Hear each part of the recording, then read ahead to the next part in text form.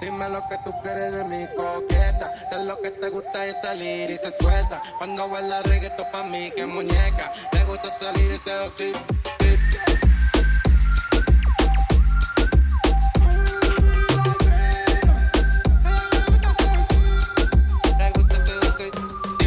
Dime lo que tú quieres de mi coqueta. Sé lo que te gusta es salir y se suelta. Cuando baila reggaetón.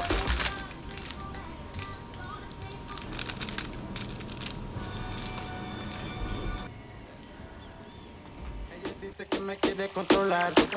Nosotros los vamos a develar, más. Dime, ¿cómo tú te quieres a venir, más? Dime, ¿cómo los vamos a conocer, más? Dime, no te quiero solo ver, quiero compartirte. Quiero que te vean y te sigan. Soy un bandolero, gusta ver una coqueta. What's going on, Tampa Bay? I am here with David Ludicky. He is with Hyppo Popsicle. He is the Director of Retail Operations. He has been kind enough to let us do episode 5, where we're going to be just kind of talking about Hyppo Popsicle, their brand, what it's about, and why it's such a good, healthy choice for when you have your sweet tooth craving. So, having said that, David, why don't we go ahead and tell everybody a little bit about yourself? Okay. I was born in Texas, believe it or not, but I've lived in Florida since I was in first grade, and raised right in this area, Tampa, and just a little bit north in Spring Hill. Went to USF, and so I'm from here basically. What'd you get your degree in at USF? History. History. Yeah. There you go. A little bit different. Yeah. You have that historical look to you with the long hair and the beard. It looks good. I can vibe Thanks. with it. With the philosopher look. There you go. So how did you get involved with Hyppo?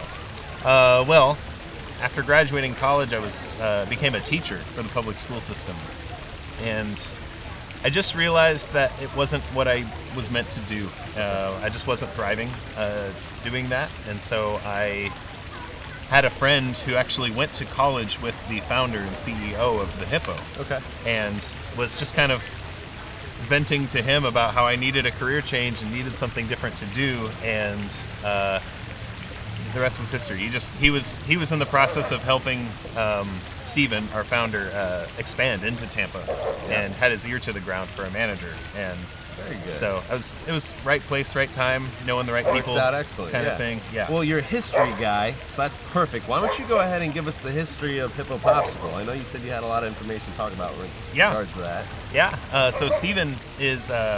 He always dreamt of being an entrepreneur. He was actually interested in opening a coffee shop originally. This was back in the around 2010 is when the company was founded, and he was actually working a summer job at a hotel up in the north. I think it was in Montana, and was traveling home and met a very kind woman on a plane, and he was just sharing they were just making airplane small talk. Yeah. Single serving friend, you know. Yeah.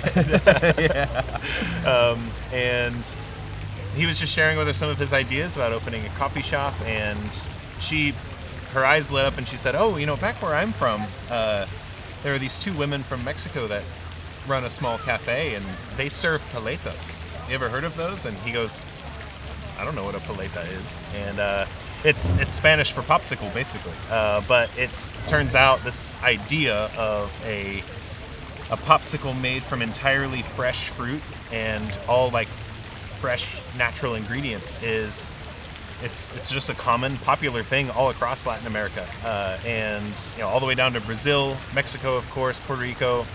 I can't tell you how many times I've met people from those areas that are excited. They say, "Oh, this is just like what I had when I was growing up." So she shared this information with him, the idea of a fresh popsicle made from real ingredients, and he looked it up online and just started playing around. And by the end of the summer, the end of his seasonal job in Montana, he had this idea of, what if I did popsicles? And so he came home with a business plan and went to work. That's amazing. And now you guys have over how many locations? Oh, we have 6 locations, I believe. Okay. I know that there's one in Ybor City. Yes. I've driven by that one before. Yeah, we have one right across the way there. This one here in Hyde Park Village. Yep. We have one in downtown St. Petersburg. It's on Central Avenue on the 600 block.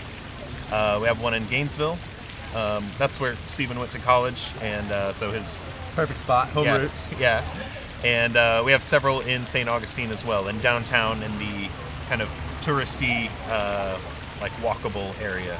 Yeah, very good. So now you guys may be wondering, how in the world is Dr.O going to relate what he does as a chiropractor and preventative healthcare to popsicles?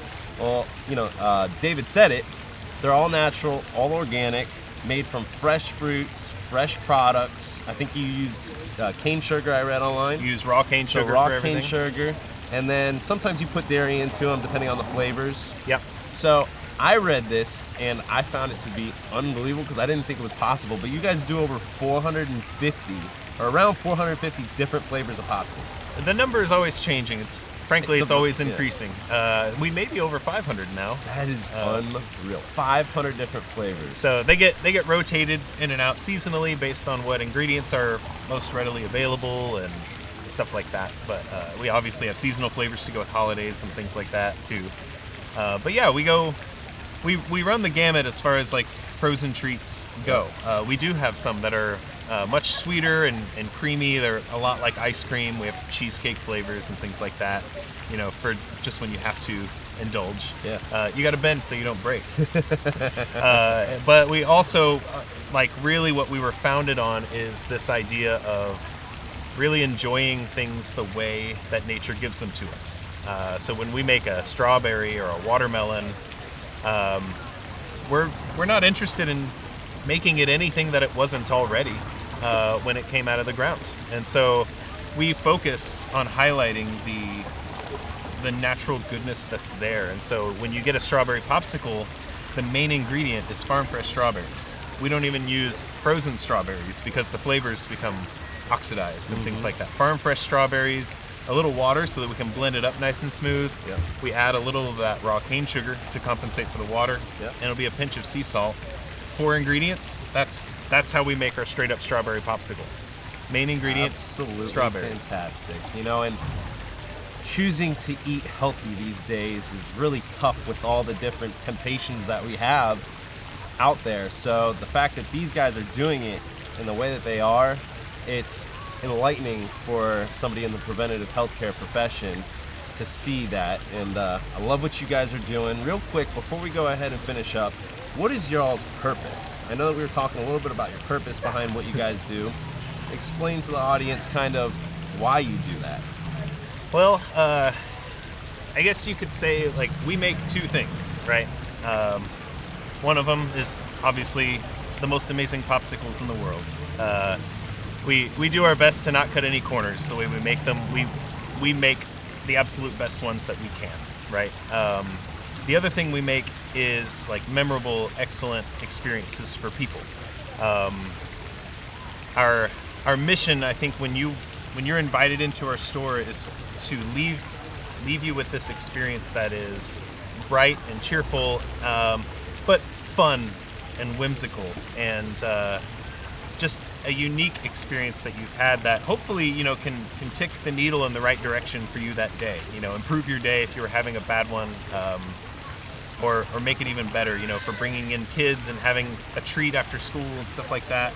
We really we view ourselves as being able to be kind of a respite from the insanity of the world.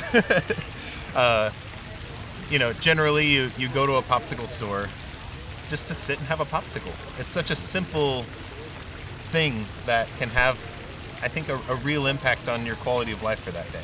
So that's our real goal, I think, is providing that space for people to just come in and relax for a few minutes with their kids, with their family. I love it, man. I love it. Yeah. David, thanks for taking the time to meet with us, brother. You're welcome. It's been a pleasure. Now you all can do me a favor and stay tuned for the educational segment on the different types of vitamins, minerals, and supplements that these all-natural organic products have. See you then.